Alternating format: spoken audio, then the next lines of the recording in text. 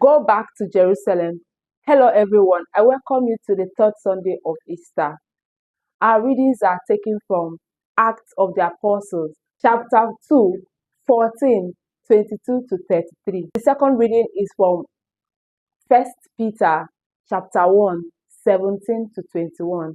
And the Gospel is according to Luke chapter 24, 13 to 35. The title of today's message is Journeying with Christ. In the first reading, Peter proclaimed that the Christ who was crucified has risen, and the resurrection is the foundation of our faith.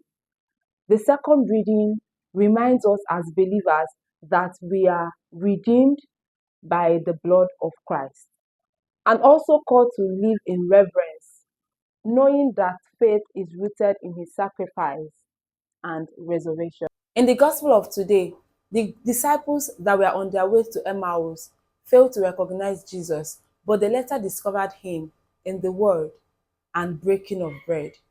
This simply means that God is still among us. Now, trying to buttress this point, there were two reasons why these disciples did not recognize Jesus at first. One, they were grieving, and secondly, they've lost hope. When people are grieving, they tend to forget the person of God most times. They lost their Messiah. So they were on their way to Emmaus just to, what are we going to do again? They've lost hope. They were not actually going to Emmaus for anything. If you follow the story through, you notice that when they got to Emmaus and they recognized the person of Jesus, they had to go back to Jerusalem that night to tell the other disciples what they have discovered. It simply says that they were not going there for anything. Linking it to our own daily lives, you notice that people actually tend to forget God when they are grieving. That's why today, Jesus is letting us know that no matter the challenges you're facing, that he is still with you. And we need to go back to Jerusalem. Where is Jerusalem, you would ask? Jerusalem is going back to your prayer life. Some of us, we don't pray again because of one thing or the other that we're facing. Go back to your prayer life. Attend church. Fellowship with other brethren.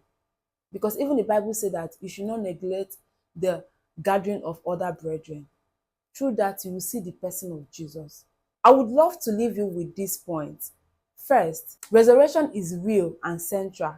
It is the foundation of Christian faith, not just a story.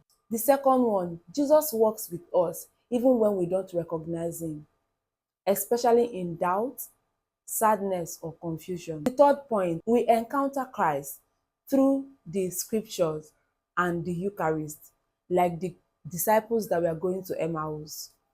We are called to live differently, with reverence, purpose, and hope, because we are redeemed. Today, remember that the risen Christ is alive and present, working with us, revealing himself to us, and calling us to live transformed lives of faith and witness. In a special way today, I celebrate my mother and all the amazing mothers all over the world. May God bless you all and keep you for us. Amen.